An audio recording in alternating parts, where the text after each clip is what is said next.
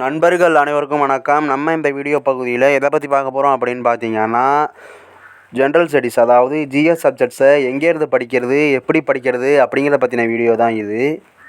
வாங்க step by ஸ்டெப்பாக பார்க்கலாம். ஜிஎஸ்ஸை பொறுத்தளவுக்கு மொத்தமாக 8 சப்ஜெக்ட்ஸ் இருக்குது. Polity, INM, economics, geography, unit 8, unit 9, history, சயின்ஸுன்னு மொத்தமாக 8 சப்ஜெக்ட்ஸ் இருக்குது. இதை தவிர இன்னும் 2 சப்ஜெக்ட்ஸ் இருக்குது. அது என்னென்ன அப்படின்னா மேக்ஸு, அதுக்கப்புறம் கரண்ட் அஃபேர். இந்த மேக்ஸும் கரண்ட் அஃபேரும் டெய்லியும் ப்ராக்டிஸ் பண்ணுற சப்ஜெக்ட்ஸ், அதை விட்டுருங்க.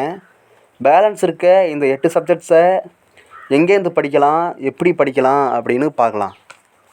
ஃபஸ்ட்டு வாங்க எங்கேருந்து படிக்கலாம் அப்படிங்கன்னு பார்க்கலாம். முதல்ல நம்ம பார்க்க போகிறது பாலிட்டி.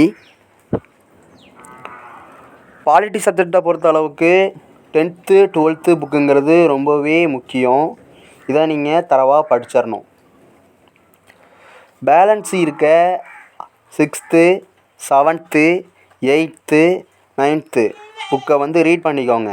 ரீட் மீன்ஸ் என்னன்னா, இந்த 10th 12th இல்லாத பேசிக்கான தகவல்கள்லாம் இந்த 6th 7th 8th 9th கொடுத்துருப்பாங்க. அது என்னான்னு பார்த்து கம்பைன் பண்ணி படிக்கணும்.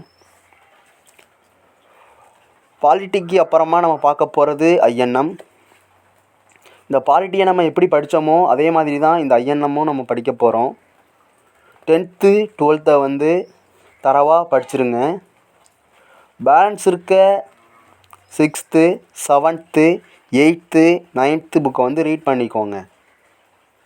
இந்த ஐஎன்எம்மை பொறுத்தளவுக்கு இன்னொன்று என்ன அப்படின்னா, இந்த பயோகிராஃபிஸ்லாம் அதிகமாக ஸ்கூல் புக்கில் இருக்காது. அதெல்லாம் நீங்கள் வெளிலேருந்து தான் படித்தாகணும். அதை மட்டும் கொஞ்சம் பார்த்துக்கோங்க.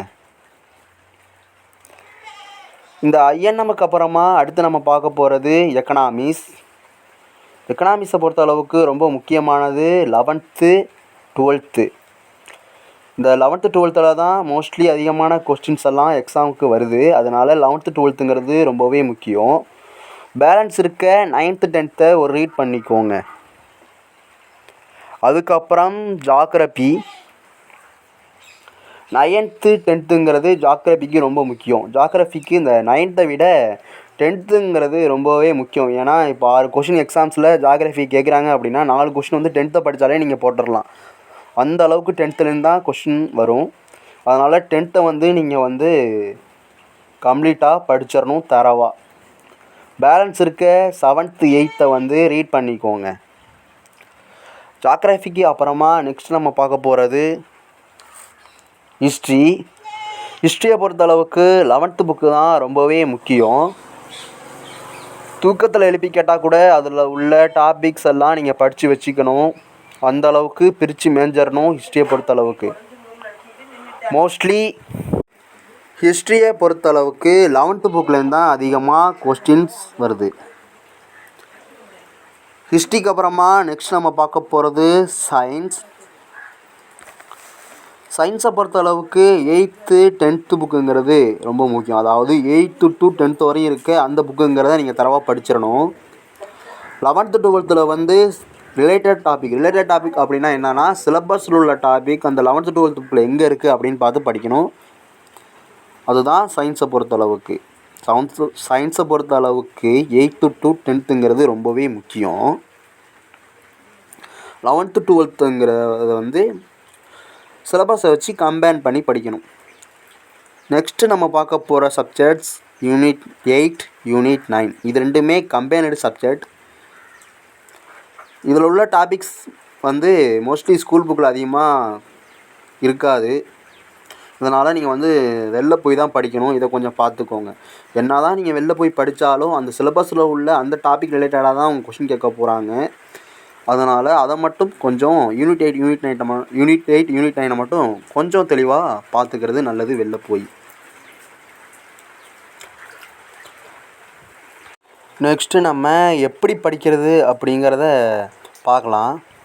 முதல்ல நீங்கள் ஜிஎஸ் படிக்க ஆரம்பிக்கும்போது நீங்கள் பண்ண வேண்டியது அண்டர்ஸ்டாண்டிங் தான். ஒரு சப்ஜெக்ட் மேலே, ஒரு டாபிக் மேலே ஒரு அண்டர்ஸ்டாண்டிங்கோடு படித்தா தான் நீங்கள் படிக்கிறது ஈஸியாகவும் இருக்கும். உங்களுக்கு வந்து மைண்டில் அப்படியே நிற்கும். அதனால் நீங்கள் முதல்ல பண்ண வேண்டியது அண்டர்ஸ்டாண்டிங்க்கு அப்புறமா நெக்ஸ்ட்டு நீங்கள் பண்ண வேண்டியது சிலபஸ். ஜிஎஸ்ஸை பொறுத்தளவுக்கு சிலபஸை தாண்டி அவங்க வெளிலேருந்து கொஷின் கேட்க போகிறதில்ல, கேட்கவும் மாட்டாங்க. அதனால் நீங்கள் சிலபஸை வச்சு படிக்கிறது ரொம்பவே முக்கியம். நீங்கள் எங்கே சுற்றி எங்கே போனாலும் லாஸ்ட்டாக இந்த சிலபஸுங்கிற ஒரு வட்டத்துக்குள்ளே நீங்கள் வந்துடணும். சில டாபிக்ஸ் நீங்கள் வெளில போய் படித்தாலுமே ஆனால் அது சிலபஸில் உள்ள டாபிக்ஸ்லேருந்து தான் அவங்க கொஷின் கேட்க போகிறாங்க. அதனால் நீங்கள் முதல்ல உங்களுக்கு வர வேண்டியது அண்டர்ஸ்டாண்டிங் வந்ததுக்கு அப்புறமா நீங்கள் பண்ண வேண்டியது சிலபஸ் வைஸாக நீங்கள் வந்து ஜிஎஸ்ஸை ஃபுல்லாக முடிச்சுட்டு வாங்க. சிலபஸ் வைஸாக படித்ததுக்கப்புறமா நெக்ஸ்ட்டு பண்ண வேண்டியது ரீட் அண்டு ரிவிஷன். படித்த உடனே ரிவிஷன் பண்ணணும். ரிவிஷன் பண்ணுறது அப்படின்னா இன்றைக்கி படிச்சுட்டு நாளைக்கோ நாளான்னைக்கோ இல்லை நெக்ஸ்ட் மந்த்தோ ரிவிஷன் பண்ணக்கூடாது. நீங்கள் என்றைக்கு படிக்கிறீங்களோ அன்றைக்கே ரிவிஷன் பண்ணிடணும். நீங்கள் எந்த அளவுக்கு ரிவிஷன் பண்ணுறீங்களோ அப்போ தான் நீங்கள் படித்தது உங்கள் மைண்டுக்குள்ளே அப்படியே செட் ஆகி நிற்கும். அதனால் ரீடு அண்டு ரிவிஷன் ரொம்பவே முக்கியம். ரீடு அண்டு ரிவிஷன் பண்ணதுக்கு அப்புறமா நெக்ஸ்ட்டு நீங்கள் பண்ண வேண்டியது டெஸ்ட்டு. நீங்கள் எந்த அளவுக்கு டெஸ்ட்டு போட்டு பார்க்குறீங்களோ அப்போ தான் உங்கள் மைண்டுக்கு ஒரு கிளாரிட்டி கிடைக்கும். எவ்வளோ படிச்சிருக்கோம், இன்னும் எவ்வளோ படிக்கணும், எப்படி படிச்சிருக்கோம் அப்படிங்கிற ஒரு கிளாரிட்டி நீங்கள் எவ்வளோ டெஸ்ட்டு போடுறீங்களோ அப்போ தான் உங்களுக்கு கிடைக்கும். அதனால் நிறையா டெஸ்ட் போட்டு பாருங்கள்.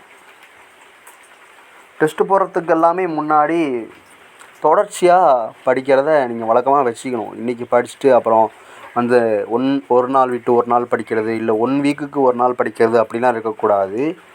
தொடர்ச்சியாக படிக்கிற பழக்கத்தை வச்சுக்கோங்க. நீங்கள் எந்த அளவுக்கு ஒரு செயலை வந்து தொடர்ச்சியாக பண்ணுறீங்களோ அந்த அளவுக்கு உங்களுக்கான வெற்றியும் பக்கத்தில் இருக்குது அப்படின்னு அர்த்தம். இது காம்படிட்டிவ் எக்ஸாமும் இல்லை, உங்கள் லைஃப்பை எடுத்துக்கிட்டாலுமே நீங்கள் ஒரு செயலை செய்யும்போது அதை தொடர்ச்சியாக பண்ணால் தான் அதுக்கான வெற்றி உங்களை தேடி வரும். அது இல்லாமல் நீங்கள் தொடர்ச்சி இல்லாமல் பண்ணீங்க அப்படின்னா உங்களுக்கான வெற்றிங்கிறது தள்ளி போய்கிட்டே தான் இருக்கும். அதனால் தொடர்ச்சியாக படிக்கிற பழக்கத்தை வச்சுக்கோங்க. ஃபைனலாக ஜென்ரல் ஸ்டடீஸை பற்றி சொல்லணும் அப்படின்னா ஜென்ரல் ஸ்டடீஸை பொறுத்த அளவுக்கு சிலபஸை தாண்டி வெளிலேருந்து கொஷின் கேட்க போகிறதில்ல. அப்படி கேட்டாலும் சிலபஸில் உள்ள டாபிக் ரிலேட்டடாக தான் அவங்க வெளிலேருந்து கொஷின் கேட்க போகிறாங்க. அதனால் சிலபஸ் தான் ரொம்பவே முக்கியம். நெக்ஸ்ட் இயர் வர இருக்கும் டிஎன்பிஎஸ்சி எக்ஸாமில் எல்லாராலையும் 75க்கு 70 கண்டிப்பாக எடுக்க முடியும் என்னும் நம்பிக்கையோட கான்ஃபிடென்ட்டோட ஜிஎஸ்ஸை ப்ரிப்பேர் பண்ண ஸ்டார்ட் பண்ணுங்க. ஏற்கனவே நம்ம ஹீரோ டிஎன்பிஎஸ்சி சேனலில் போட்டித் தேர்வு சம்மந்தமாக கிளாஸஸ் மற்றும் வீடியோஸ் வந்து ரெகுலராக போயிட்டுருக்கு. அதை இன்னும் பார்க்காதவங்க உள்ளே போய் கிளிக் பண்ணி பாருங்கள். நன்றி, வணக்கம்.